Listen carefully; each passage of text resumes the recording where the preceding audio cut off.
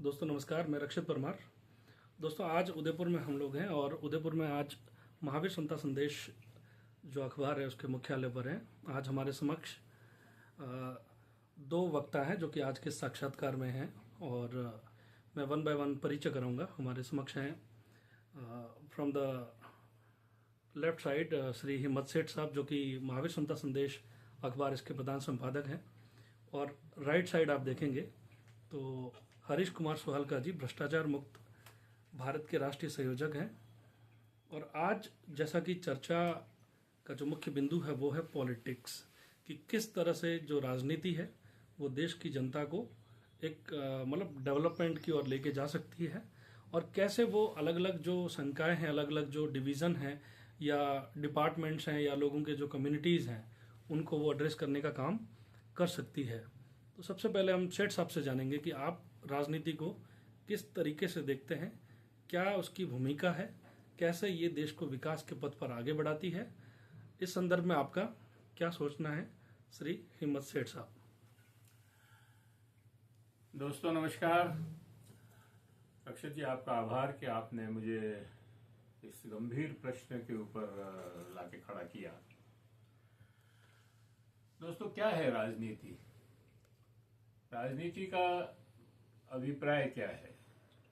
सब जने कहते हैं कि राजनीति बहुत नहीं करनी चाहिए। स्कूल कॉलेजेस में टीचर्स कहते हैं या दूसरे लोग जो इंस्पेक्टर वगैरह आते हैं वो कहते हैं बच्चों को राजनीति नहीं करनी चाहिए।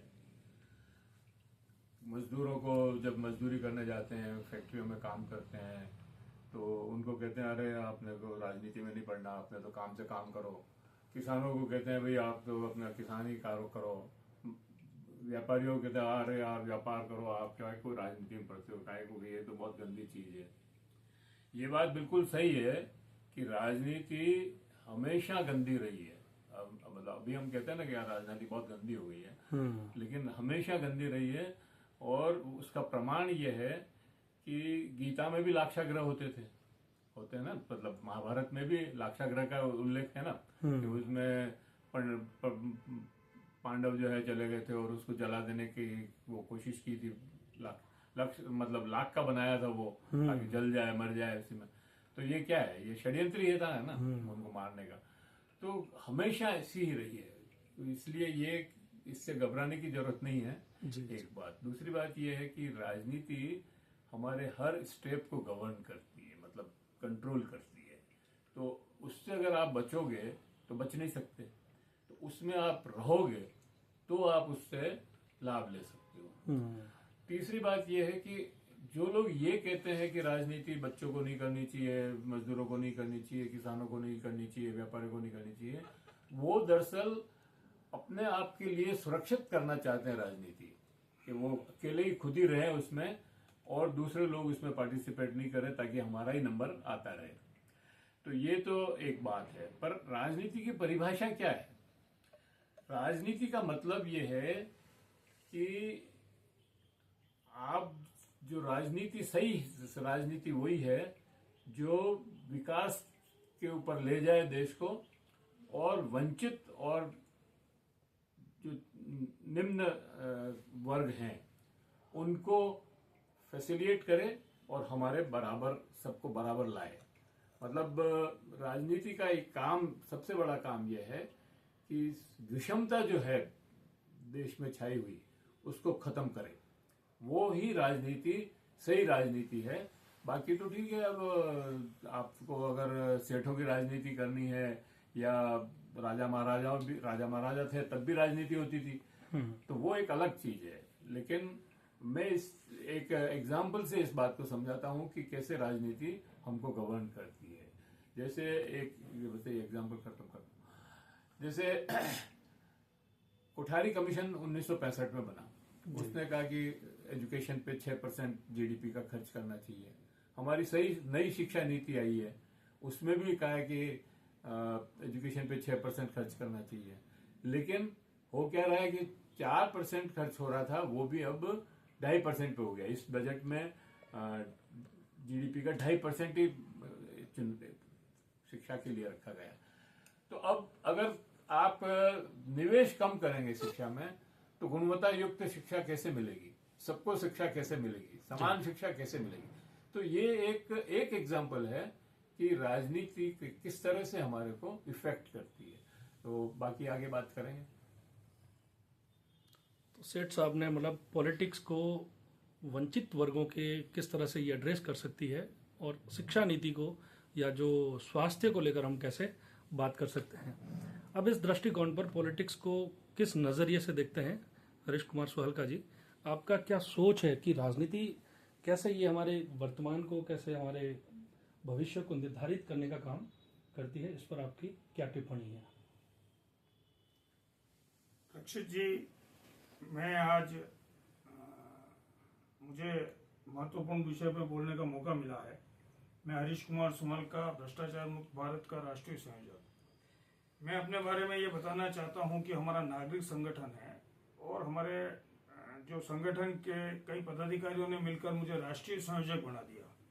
अब राष्ट्रीय संयोजक का मतलब है 140 करोड़ की जनता की आवाज। अब मैं यहाँ ये कहना चाहता हूँ, जब तक मैं कॉलेज एमकॉम फर्स्ट क्लास तक आया, मुझे ये समझाया गया खादी, खाकी, सफेद कोट और काला कोट, इनसे दूर रहो। और संविधान के बारे में भी कई तरह के भ्रम हमें समझाए गए कि संविधान ऐसा बना दिया, ऐसे गलत बना दिया, आरक्षण के लिए बना दिया। जबकि अब आज मैं आगे की बात कहना चाहता हूं आपको कि मैंने संविधान की किताब मेरे जीवन के 45 साल पूर्ण होने पर खरीदी। अब हमें देश की राजनीति समझने के लिए सबसे पहले 2 चीजें समझनी पड़ेगी। एक है देश की आजादी, 1947 में हम आजाद हुए, और 26 जनवरी 1950 को गणतंत्र दिवस के दिन हमारे देश में संविधान लागू हुआ। बिना संविधान समझे हम राजनीति नहीं समझ सकते। तो संविधान समझने के लिए इसमें 3 साधारण सी बात है जो मैं समझाऊंगा, जिसमें एक संविधान की प्रवेशिका है जिसे आप पढ़ोगे तो बहुत साधारण तरीके से समझ में आ जाएगा कि भाई उन्होंने कहा है कि देश की समस्त जनता 140 करोड़ लोगों को सामाजिक, आर्थिक और सामाजिक न्याय मिलना चाहिए। राजनीतिक ये हमारे देश की राजनीति ऐसी बनाई जाए, नीति ऐसी बनाई जाए कि हर आदमी को इसका लाभ मिले, देश के संसाधनों का लाभ मिले। अब देश के संसाधनों का लाभ मिलने के लिए हमने जो शासन व्यवस्था बनाई उसमें एक विधायिका बनाई। विधायिका में केंद्र सरकार और राज्य सरकार आती है, और दूसरी बनाई है प्रशासन कार्यपालिका, उसमें जितने भी आईएएस, पुलिस और ये आ जाती है। तीसरी बनाई है हमने न्यायपालिका। अब इन तीनों का काम अलग अलग है। विधायिका का काम है नीति बनाना मात्र, कार्यपालिका का काम है कार्य करना, और न्यायपालिका का काम है न्याय करना। जबकि हो उल्टा रहा है। न्यायपालिका गलत करती है तो भी हम सरकार को गाली देते हैं, कार्यपालिका गलत करती है तो भी सरकार को गाली देते हैं। ये पूरा गलत हो रहा है। इसके लिए हमें सबसे पहले संविधान की इन प्रणाली को समझकर, और प्रत्येक व्यक्ति के लिए नीति बनी हुई है जिसे कानून कहते हैं, वो उस नीति के अनुसार काम कर रहा है नहीं कर रहा है। जब आप इन चीजों को समझोगे तो राजनीति की अगली स्टेप आपको समझ में आएगी। अब मैं यहाँ पे युवाओं को कहना चाहता हूँ कि आप वोट क्यों दे रहे हो, आपको मालूम होना चाहिए आपका भविष्य क्या उससे सुरक्षित है, क्या आपका वर्तमान सुरक्षित है या भविष्य सुरक्षित है। अभी वर्तमान में हमारे देश में एक पहलगाम का आतंकवादी हमला हुआ, उस पर तरह तरह की बात हुई, राजनीति हुई, मगर हमने जब समझा कि भाई देश की जो केंद्र सरकार है उन्होंने जो निर्णय लिया अच्छा ही लिया होगा, अब जो भी उन्होंने ले लिया।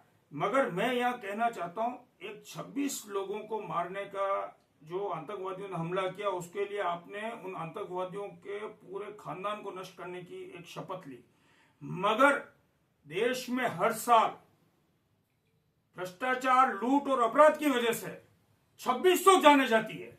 उन 2600 जाने के लिए कौन हिसाब देगा? ये हिसाब देखना पड़ेगा हमें। कई परिवारों को आत्महत्या करनी पड़ती है, कई परिवार वंचित हो जाते हैं, लोग सामाजिक, आर्थिक और राजनीतिक न्याय से वंचित है, और न्यायपालिका तो पंगु हो चुकी है हमारे देश में। तो हमें देश की 140 करोड़ जनता को एकजुट होकर इस व्यवस्था को हमारे पूरे देश के हित के लिए, विकास के रास्ते पर हम आगे लाना चाहते हैं। हरीश जी, काफ़ी आपने कॉन्स्टिट्यूशन को बीच में लाकर, जो कि एक बहुत इंपॉर्टेंट डॉक्यूमेंट है राजनीति को गवर्न करने का, जो सबसे मुख्य, देश कैसे चलाओगे, और देश चलेगा राजनीति से, लेकिन राजनीति कैसे चलेगी ये संविधान में सब कुछ लिखा हुआ है। तो आपने कहा कि भाई सरकारें कैसे गवर्न होगी, जनता की क्या कर्तव्य होंगे, उनके लिए क्या अधिकार है, वो आपने संविधान पर बात की, और ये भी बताया कि वर्तमान में क्या प्रासंगिकता है, सरकारें क्या कर रही है और जनता इसमें क्या कर रही है।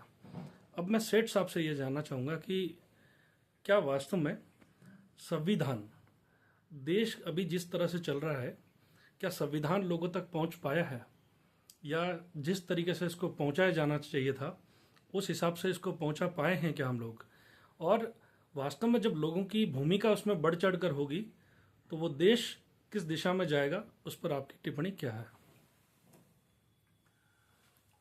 रक्षित जी, आपका सवाल बहुत गंभीर है, और सही बात यह है कि अभी तक 75 साल हो गए संविधान को बने, संविधान को कोई बहुत ज्यादा तवज्जो नहीं दी गई। पिछले 10 सालों को छोड़ दें, 7-8 साल को बल्कि, तो हमेशा संविधान सिर्फ या तो कॉलेजेस में, एजुकेशन स्कूल में थोड़ा बहुत पढ़ाते थे, या लॉ में पढ़ाते हैं, या कहीं ऐसा पेज फंस जाता है लॉ में तो वकील लोग उसको रेफर करते हैं। उसके अलावा हमारे दैनिक जीवन में संविधान को कहीं महत्व नहीं था। लेकिन मैं आपको 2 एग्जाम्पल अभी बताता हूं कि संविधान की जिससे भूमिका एकदम साफ हुई और बड़ी बड़ी तादाद में सामने आई। एक तो था अपने वो जो आंदोलन, शाहीन बाग आंदोलन। शाहीन बाग आंदोलन ऐसा आंदोलन था जो एनआरसी और सीएए के खिलाफ था, और वहां पे महिलाओं ने उस संविधान की कॉपी अपने हाथ में ली, एक हाथ में तिरंगा झंडा और एक हाथ में संविधान की कॉपी, और उन्होंने आंदोलन किया। और वो आंदोलन मतलब शाहीन बाग तो उसका एक लेबल, मतलब ब्रांड बन गया, पूरे देश में हुआ, और सब जगह उसमें संविधान की भूमिका का स्पष्ट मतलब सामने आया कि भाई संविधान हमारे लिए कितना आवश्यक है जनजीवन के लिए और दैनिक कामों के लिए, क्योंकि उसी में लिखा था कि हम सेक्युलर देश हैं, और वो जो कानून बनाया था वो मुसलमानों के खिलाफ बनाया था, है ना। तो उस समय उसकी भूमिका सामने आई। एक दूसरी भूमिका सामने आई किसान आंदोलन में, और तीसरी भूमिका आई, किसान आंदोलन में भी संविधान की भूमिका थी, तीसरी भूमिका आई चुनाव में।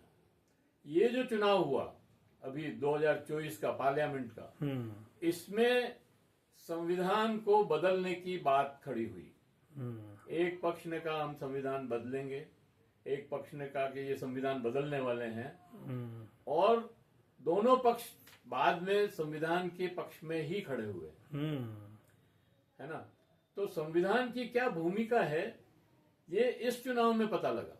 हर आम आदमी को ये पता लगा कि संविधान भी कोई चीज है जो हमारे को गवर्न करता है ना। ये इसके पहले नहीं था। इसके पहले संविधान सिर्फ किताबों में था, लाइब्रेरी में था और पाठ्य पुस्तकों में था। आम जीवन के जनजीवन में नहीं था संविधान। अब आज की डेट में जब संविधान को के ऊपर इतनी चर्चा हुई चुनाव के दौरान कि हमारे संविधान में ये बातें हैं और ये बदलना चाहते हैं, इसको ये मनुस्मृति लाना चाहते हैं, तब जब मनुस्मृति की बात हुई और संविधान को की बात हुई तब लोगों के समझ में आया कि संविधान क्या चीज है। तो संविधान का, हमारा संविधान जो है, भारत का संविधान सबसे अच्छा संविधान माना जाता है विश्व में, और लिखित संविधान है, और इसमें यूं ही एक दिन में या 2 दिन में नहीं ड्राफ्ट हो गया। ये ड्राफ्ट हुआ 3 साल में, और 3 साल के अंदर भी 300 लोगों ने, लगभग 288 लोगों ने रेगुलर मीटिंगें करके एक एक पॉइंट पे बहस हुई है। रक्षित जी, मैं आपको बताऊं कि कोई ऐसा पॉइंट नहीं था कि जो डिबेट नहीं हुई हो, जिसपे जबरदस्त डिबेट हुई है। ड्राफ्ट तो हो गया एक बार, लेकिन उस पर डिबेट हुई जबरदस्त, और फिर उसको संशोधित हुई, और उसके बाद ये बना है। तो इसमें कोई दो राय नहीं है। लेकिन डॉक्टर भीमराव अंबेडकर ने जब संविधान बनाया और लास्ट मीटिंग हुई, तब उन्होंने ये बात कही थी जो आज हमारे पे लागू हो रही है कि अगर संविधान कितना भी अच्छा हो, लेकिन संविधान को लागू करने वाला अच्छा आदमी नहीं है, मतलब लोगों के अच्छे नहीं है, उनकी नीयत खराब है, तो वो संविधान कुछ नहीं कर सकेगा। और अगर संविधान खराब है और लागू करने वालों की नीयत अच्छी है, तो वो उसको फिर भी बहुत अच्छी तरह से लागू करेंगे। ये और आज क्या हो रहा है, आज संविधान को बिल्कुल बाईपास किया जा रहा है, एक तरफ रखा जा रहा है और एक डिक्टेटोरियल जो है सरकार चलाई जा रही है।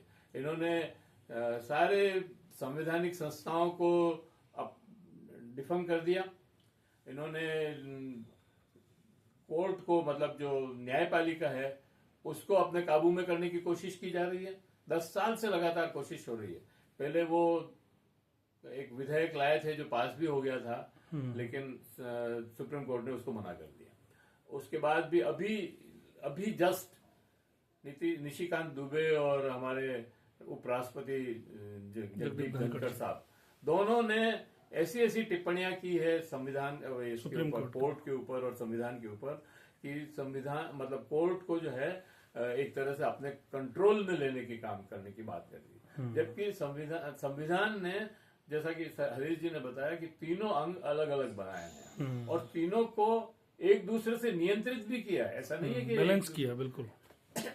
जैसे संसद कोई कानून बनाती तो उसकी समीक्षा करने का, उसकी विवेचना करने का अधिकार सुप्रीम कोर्ट को है, न्यायपालिका को। बिल्कुल, सुप्रीम कोर्ट कोई ऐसा कानून बना दे, मान लो उसके पास ये ताकत है 143 में, 142 में, कि वो कोई कानून बना दे, तो संसद उसको अध्यादेश ला करके निरस्त कर सकती। तो दोनों को चेक एंड बैलेंस किया। और न्यायपालिका और जुडिशरी, ये कार्यपालिका तो खैर संसदीय प्रणाली के अंदर जो है, विधायिका के अंदर ही आती है, वो जो कहेंगे वही करना पड़ता है उनको। तो संविधान एक अलग चीज, मतलब पूरी वो है। लेकिन नीति अगर आपकी नीतियां उसके पक्ष में है, गरीबों के पक्ष में है, वंचितों के पक्ष में है और सबको समानता के पक्ष में है, विषमता खत्म करने के पक्ष में है, तो राजनीति को उस तरह से काम में ली जाएगी। और अगर आपकी नीतियां उनके ऊपर जुल्म ढाने की है, तो राजनीति अलग तरह से चलेगी। ये है राजनीति। तो सेठ साहब, आपने राजनीति को वर्तमान समय में जो अभी घटनाएं हुई है, इसमें भी संविधान की भूमिका पर आपने बात की। और वास्तव में ये बहुत ज़्यादा महत्वपूर्ण है कि संविधान से ही देश चलता है। और जो संविधान निर्माता थे, उन्होंने जिस तरह से अपना जो कंट्रीब्यूशन दिया, जो उसमें असेंबली में जो भी मेंबर थे उस बहसों में शामिल हुए, चर्चाओं में, और अंततः एक ऐसा दस्तावेज बना जो भारत को उसके वर्तमान और भविष्य को लेकर लगातार सक्रिय है। हरीश जी ने अपने पिछले वक्तव्य में ये कहा कि न्यायपालिका है जो पंगु हो चुकी है। मैं इसके ऊपर आपकी विस्तृत टिप्पणी जानना चाहता हूं कि वास्तव में संविधान के अनुरूप न्यायपालिका के क्या कर्तव्य और किस तरह से इसको काम किए जाना चाहिए था, कैसे अभी ये काम कर रही है। क्योंकि ये हमारी जो गवर्नमेंट है, भारत सरकार है, उसके 3 महत्वपूर्ण अंगों में से एक है और उसे हमें एड्रेस करने का अधिकार है। एक नागरिक के तौर पर भी हमें ये विचार व्यक्त करना ही चाहिए कि क्या कोई भी जो बॉडी है वो संविधान के अनुरूप चल रही है या नहीं चल रही है। एक तो मैं इसके ऊपर टिप्पणी, और लोगों के ऊपर उसका क्या प्रभाव जा रहा है, चाहे वो तीनों बॉडी है, जिस तरह से इनको काम किया जाना चाहिए, वो किस तरह से इम्पैक्ट पब्लिक में उसका जा रहा है। और संविधान को आप अभी किस अवस्था में देख रहे हैं कि ये दस्तावेज वास्तव में कैसे एग्जीक्यूट हो रहा है, तीनों जो अंग है उनमें।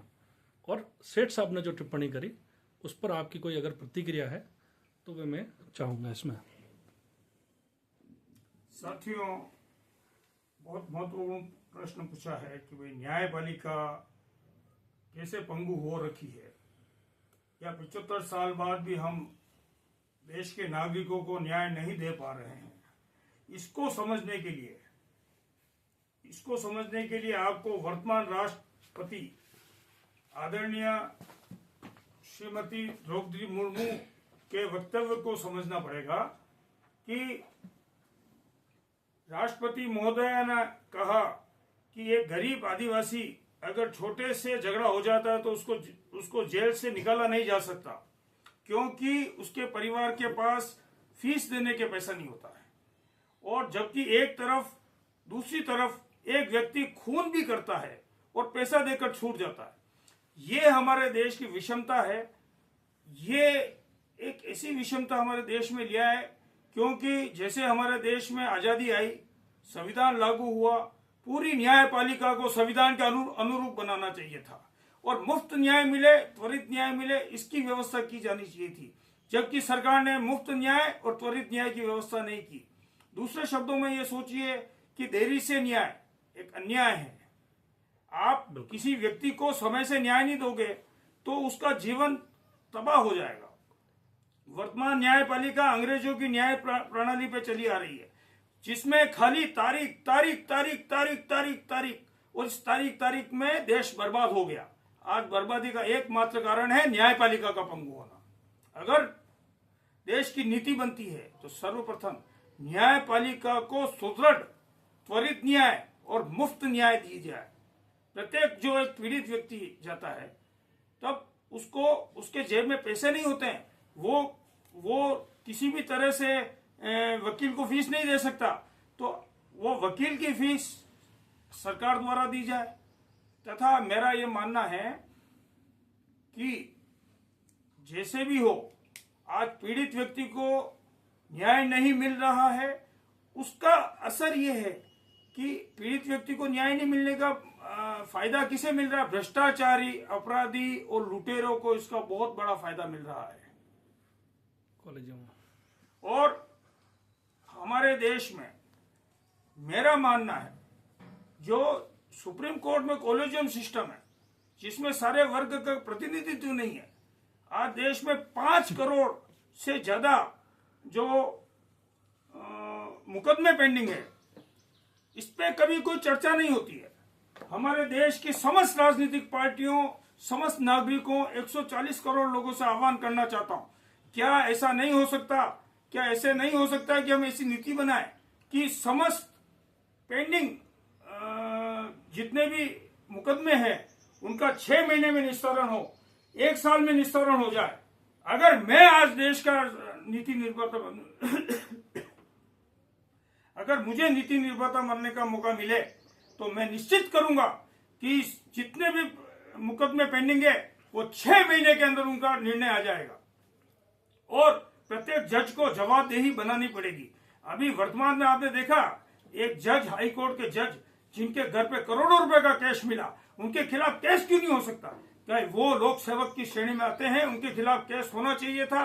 और ये भ्रष्टाचार का बहुत बड़ा मुद्दा है और हम ये मानते हैं कि जज देश, भारत और भारत की जनता से ऊपर नहीं है। कोई भी संसद, कार्यपालिका और न्यायपालिका भारत और भारतीयों से ऊपर नहीं है, संविधान से ऊपर नहीं है। ये सब इन तीनों के लिए काम कर रहे हैं, जबकि ये इतने महामहिम बन चुके हैं। काम करेंगे कौड़ी का, बात करेंगे बहुत बड़ी, और काम का जो रिजल्ट है बिल्कुल 0/0 है।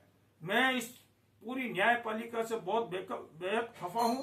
न्यायपालिका वजह से देश बर्बाद हो रहा है। न्यायपालिका में तुरंत आमूलचूल परिवर्तन करके एक व्यक्ति को 3 महीने 6 महीने के अंदर फैसला दो, वरना तुम गद्दी छोड़ो। धन्यवाद।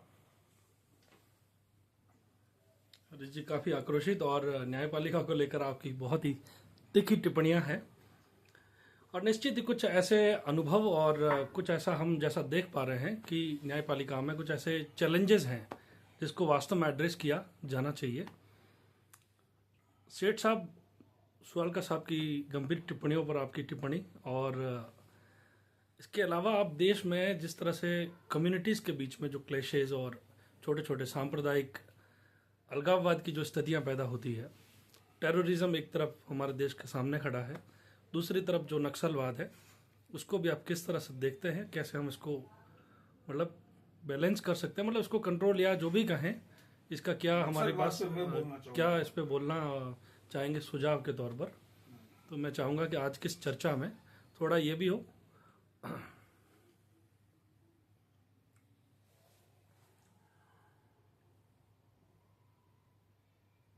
हरीश जी क्या, सॉरी रक्षित जी, आपका जो प्रश्न है बहुत विस्तृत है।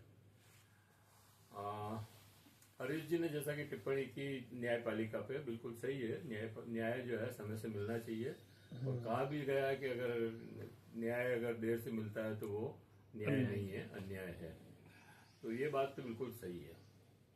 लेकिन हमारी न्यायपालिका में ये भी है कि कई लोग अगर अपराधी छूट भी जाए तो कोई बात नहीं, लेकिन एक निर्दोष को जो है सजा नहीं मिलनी चाहिए। अब वो जब तक आप उसकी पूरी विवेचना नहीं करेंगे उसके काम की, उसके तब तक वो हो नहीं सकता है। एक बात तो ये है। दूसरी बात ये है कि जो कॉलेजियम की बात आपने कही, कॉलेजियम का सुप्रीम कोर्ट में जो केसेस है उसका तो हो सकता है कि कॉलेजियम से नाता हो, लेकिन जो कोर्टों में नीचे के अधीनस्थ कोर्टों में जो केसेस हैं उससे कॉलेजियम का क्या लेना देना है। वो तो स्टेट तय करती है, मजिस्ट्रेट वगैरह लगाना, आरजेएस वगैरह की ये जो एग्जाम करवाना, कोर्टें नहीं खोलना। अब आप अगर कोर्ट की जरूरत है और नहीं खोलोगे तो केसेस तो बढ़ेंगे ही, एक बात। दूसरी, अगर सरकार चाहे तो ये जो केसेस हैं वो 80% कम हो सकता है। उसका कारण यह है कि बहुत ज्यादा केसेस सरकार के विरुद्ध ही है, सरकार ही उसमें पार्टी है, और बहुत सारे केसेस ऐसे हैं जिसमें सरकार को निर्णय करने चाहिए लेकिन वो किसी कारणवश खुद निर्णय नहीं करती और कोर्ट में भेज देती है मामले को। केस कर दो, ठीक है, निपटेंगे वहां पे। उसकी वजह से डिले भी होता है और रिजल्ट भी नहीं है। एग्जीक्यूटिव अगर सही तरीके से काम नहीं करेगी तो कोर्टों पे भार बढ़ेगा। बिल्कुल। चाहे आप कुछ भी कर ले, कोई सी भी न्याय प्रणाली लाके लागू कर दे, लेकिन जब तक एग्जीक्यूटिव सही ढंग से काम नहीं करेगी तब तक जो है उसको आप निपटा नहीं सकते। एक सबसे बड़ी बात यह है। तो न्यायपालिका को सुधारने के लिए जरूरी है कि कार्यपालिका को सुधारा जाए, विधायिका को सुधारा जाए। अभी जो हो रहा है वो ये है कि भाई आप जैसे कलेक्टर साहब है, कलेक्टर साहब अपने कमरे में बैठे रहते हैं, उनसे मिलने के लिए आप एक घंटा 1.5 घंटा बाहर बैठे रहो, वो पर्ची दे करके, और वो मिलते ही नहीं है। मिलते हैं तो वो टाल देते हैं बात को, हल नहीं करते केसेस को, मतलब जो भी प्रॉब्लम है। तो जब तक आप समाज में मूव नहीं करेंगे, ये जो जितने भी बड़े अधिकारी हैं ये समाज में मूव नहीं करेंगे और मूव करके जब तक नहीं पहचानेंगे कि वास्तव में समस्या कहाँ है और उस समस्या को कैसे हल की जा सकती है, तब तक ये समस्याएं बनी रहेगी। आपने अभी विषमता का सवाल उठाया, तो विषमता तो इस देश में बहुत जड़ें जमा रखी है, और विषमता सिर्फ आर्थिक नहीं है, सामाजिक विषमताएं बहुत है। सामाजिक आर्थिक विषम दोनों तरह की विषमताएं हैं। जबकि हमारा संविधान कहता है कि हम किसी से भेदभाव नहीं करेंगे। न्याय मतलब जाति के आधार पे, धर्म के आधार पे, क्षेत्र के आधार पे, लिंग के आधार पे, और नस्ल, इस गरीबी अमीरी के आधार पे कोई भेदभाव नहीं करेंगे। लेकिन देखने में आ रहा है कि हर चीज में भेदभाव हो रहा है। तो अभी तक भी मतलब 75 साल बाद भी हमने हमारे संविधान को ठीक ढंग से लागू नहीं किया। ये लागू करने की जिम्मेदारी किसकी है? न्यायपालिका की थोड़ी है।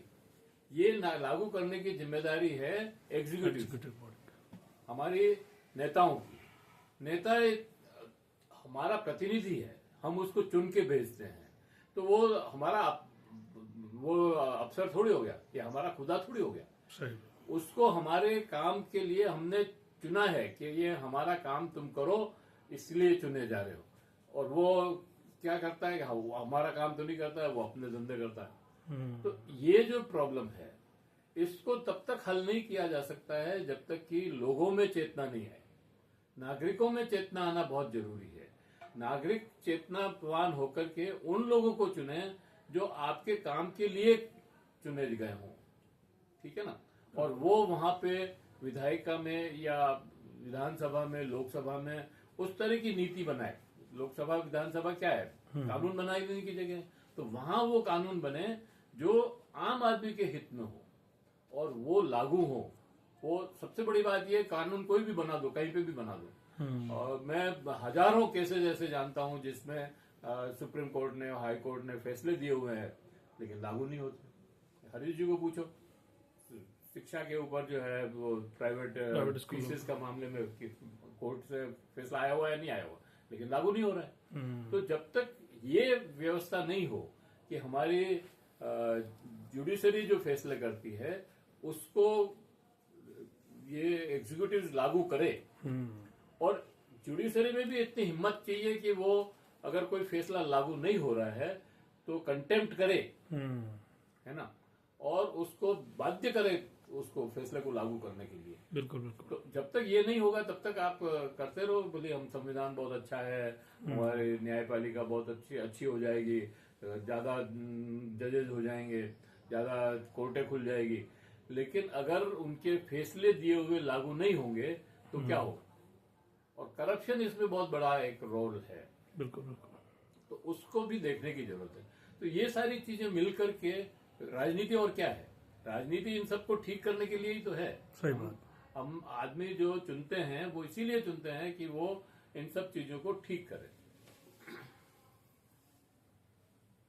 सेठ साहब ने कॉन्स्टिट्यूशन और खासकर जो एग्जीक्यूटिव बॉडी की जो जिम्मेदारियां हैं, न्यायपालिका के ऊपर किस तरह से वो भार बढ़ रहा है, क्योंकि मैक्सिमम जो केसेस है वो अगेंस्ट गवर्नमेंट है।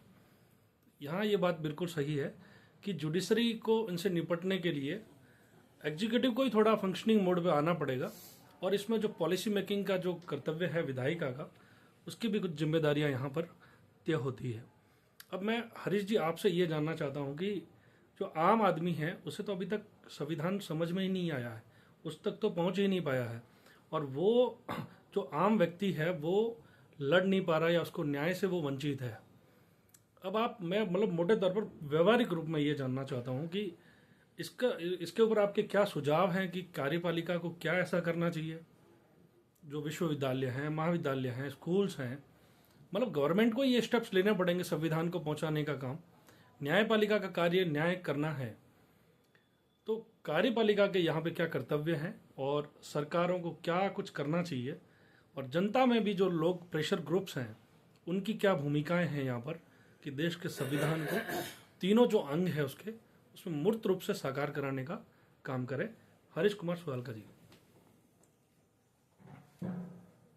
देखिए, हमारे देश भारत आजादी ली, संविधान लागू हुआ, और आज ये जो इकोनॉमी कह रहे हैं 4 ट्रिलियन है, वो 40 ट्रिलियन होनी चाहिए थी, 10 गुना ज्यादा होनी चाहिए थी। वाह।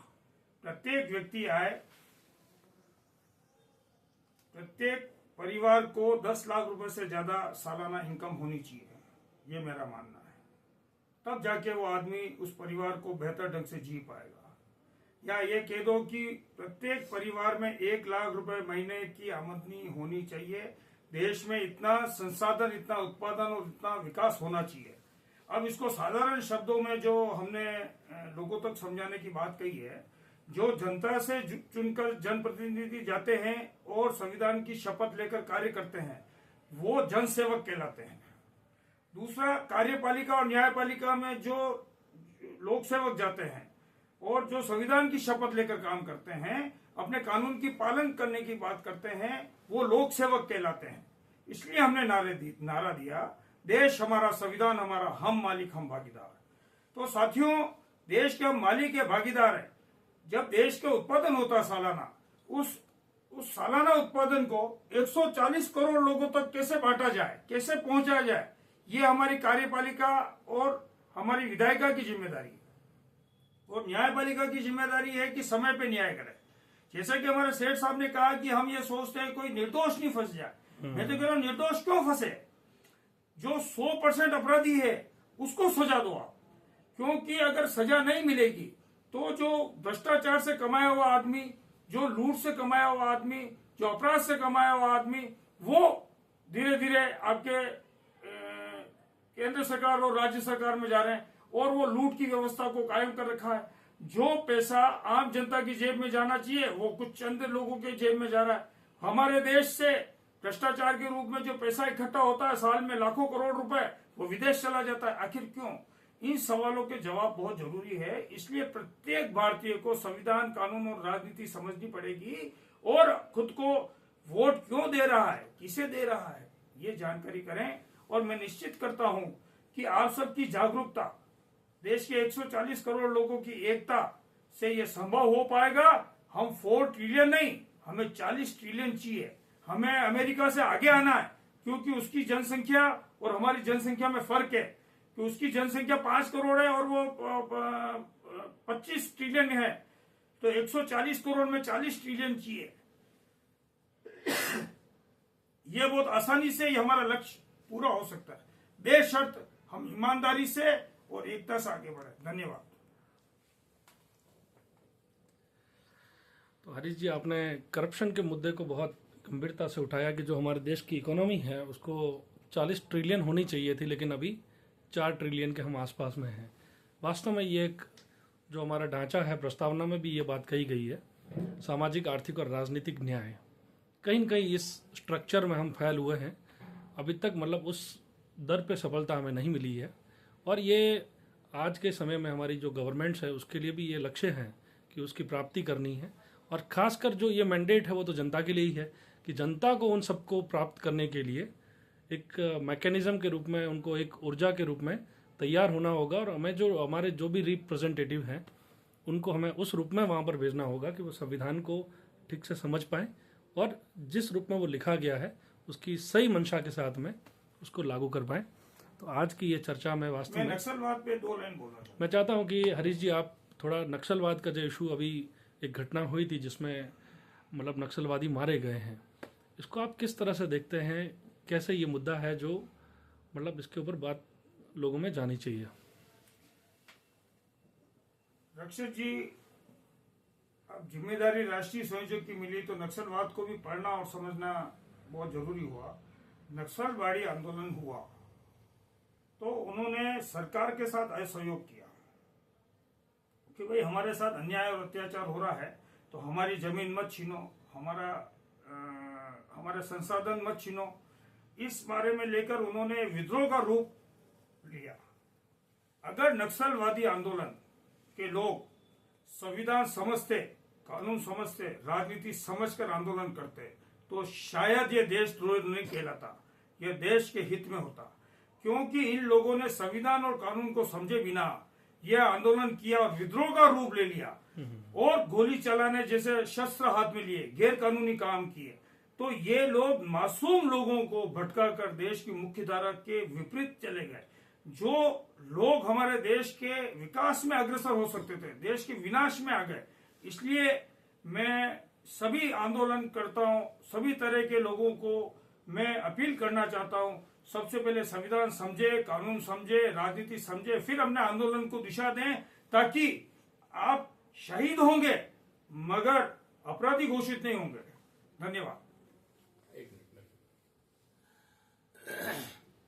दरअसल में ये जो नक्सलवाड़ी आंदोलन है, ये एक गांव है नक्सलवाड़ी, वहां से शुरू हुआ। और वहां पर जो आदिवासी लोग ज्यादा हैं वहां पे, और आदिवासी लोगों का जो कर्ज था वो बहुत बढ़ता जा रहा था। कर्ज लेते थे बेचारे, काम नहीं चलता था। तो उसके खिलाफ उन्होंने गहने रख करके कर्ज लिया और किसी तरह से कर्ज लिया, और वो कर्ज जो है वो साहूकार जो है उसको लेने के लिए वो उनको परेशान करते थे, शोषण करते थे, अत्याचार करते थे। तो उसके खिलाफ वो आंदोलन था और उनका विद्रोह था एक तरह का। और उसमें जो है उस विद्रोह करना कोई गुनाह नहीं है। गुनाह ये है कि उनका शोषण हो रहा था, एक बात। दूसरी बात यह है कि नक्सलवाड़ी आंदोलन क्यों पैदा हुआ, मतलब ये सबसे बड़ा सवाल है। अगर हमारे यहाँ लोकतंत्र है और लोकतंत्र की कार्य प्रणाली, मतलब तीनों अंग काम कर रहे हैं, तो नक्सलवाद पैदा ही नहीं होना चाहिए। इसका मतलब यह है कि हमारा जो सिस्टम है वो कहीं न कहीं ब्रेक हो गया है, और वो ब्रेक होने से नक्सलवादी आंदोलन जैसे आंदोलन खड़े हुए हैं। अच्छा, इनको मैं देशद्रोही नहीं मानता, मैं बिल्कुल इनको देशद्रोही भी नहीं मानता और मैं इनको किसी तरह का अपराधी भी नहीं मानता। अगर ये अपराधी हैं तो भगत सिंह क्या था? भगत सिंह ने भी तो विद्रोह किया था और सशस्त्र विद्रोह किया था, नहीं किया था क्या? और उसके साथ जो टीम थी वो सारी सशस्त्र विद्रोह किया था। तो सशस्त्र विद्रोह भी एक पॉलिटिक्स का एक हथियार है। ये नहीं है कि वो कोई उन्होंने वो कर दिया, वो देश से प्रेम करते हैं, वो ऐसा नहीं है कि देश से प्रेम नहीं करते हैं। वो अलग बात है कि बाद में जाकर के उनके जो नेता लोग थे उन्होंने अलग तरह के धंधे शुरू कर दिए जो हमारे यहाँ पे भी कर रहे हैं। सवाल बड़ा ये है कि वो उस स्टेज तक कैसे पहुंचे, क्यों नहीं उनको उनकी समस्या को उसी समय जब नक्सलवाड़ी से शुरू हुआ और सारे देश में फैल गया और एक कॉरिडोर बन गया पूरा महाराष्ट्र से लगा करके और बिहार तक का, बंगाल तक, बिहार तक का, तो वो बनने क्यों दिया? दूसरी बात यह है कि वो उसी समय वो समस्या को हल क्यों नहीं किया? अगर समस्या हल हो जाती और हमारी जो विधायिका और कार्य ये जो एग्जीक्यूटिव है वो काम कर रही होती तो ये सब चीजें नहीं होती। तो मेरा ये मानना है कि एग्जीक्यूटिव को अभी भी सशक्त होने की मतलब सशक्त तो है लेकिन लोगों के साथ प्रति व्यवहार बदलने की जरूरत है। उनके साथ दोस्ती नुमा और संवाद कायम करने की जरूरत है। अभी क्या है कि कलेक्टर साहब अपने ऑफिस में बैठे रहते हैं, आदेश दे देते हैं, आदेश चल जाता है लेकिन संवाद नहीं होता। एक्चुअल प्रॉब्लम उनको पता ही नहीं है क्या है। ये जो जितना भी करप्शन है या तो उसमें खुद भागीदार हैं कलेक्टर और या फिर उनको पता नहीं है कैसे हो रहा है। तो जब तक आप संवाद नहीं करोगे तब तक ये चीजें हल नहीं हो सकती है, चाहे आप कितना भी कुछ कर लो। और एक ग्रुप को आप मार दोगे, कुछ गोलियां चला दोगे तो दूसरा ग्रुप पैदा हो जाएगा, दूसरा ग्रुप को मार दोगे तो तीसरा ग्रुप पैदा हो जाएगा। कितने लोग मरे हैं नक्सलवादियों का अगर कोई इतिहास निकाले तो हजारों लोग मारे गए जा चुके हैं। कोई गोलियों से भून देता है, कहीं क्या हो जाता है, लेकिन फिर भी पैदा हो रहे हैं। तो उन जड़ों को काटना पड़ेगा कि जिसकी वजह से ये नक्सलवाद पैदा होता है। मैं एक लाइन इसमें बोलना चाहूंगा। मैं नक्सलवाद पे पुनः एक लाइन बोलना चाहूंगा कि अगर वो गोलियां नहीं चलाते, वो संविधान और कानून को मानते हुए और वो विद्रोह करते और एकजुट होकर वो चाहे जो बहिष्कार करते तो आज वो कानून की नजरों में अपराधी नहीं होते। और मैं जो भी आंदोलन करते हैं इस देश में, मैं बार बार कहूंगा कि आप कृपया कोई भी तरह का गैर कानूनी काम मत करो। आज मेरे खिलाफ सैकड़ों पुलिस मुकदमे हो गए, तो क्या मैं पुलिस के खिलाफ गोली चला दूंगा तो मैं तो मारा जाऊंगा? तो वो आंदोलन खत्म हो जाएगा। इसलिए आप कानून और संविधान का पूरा पालन करें और उसके बाद आगे बढ़ें। अपनी बात को मजबूती से कहने के लिए आपके पास कई रास्ते और हैं। धन्यवाद। तो आज का जो मुद्दा था वो वाकई में बहुत ही संविधान को लागू करने और देश की व्यवस्था को लेकर था, जिसमें हमने सरकार के तीनों अंगों पर चर्चा की और देश की हालिया जो परिस्थितियां हैं उनके संदर्भ में भी जोड़ दो आपकी सिस्टम फेल होने की वजह से गोली बिल्कुल। तो सेठ साहब का ये भी एक आरोप है कि कहीं कहीं सरकारों को जो उनकी जो मानसिकता है, उनकी जो सकारात्मकता है, जो पॉजिटिविटी है, इस बात को लेकर भी जरूर सोचना चाहिए। ले जाएंगे तो ले जाएंगे, लेकिन मैं गलत बात थोड़ी ना कह रहा हूं। तो आज की इस चर्चा के लिए बहुत बहुत धन्यवाद श्री सेठ साहब और हरीश जी सुवालका साहब। आपने काफी गंभीरता के साथ में अपने सवालों के जवाब दिए। बहुत बहुत धन्यवाद। Thank you so much.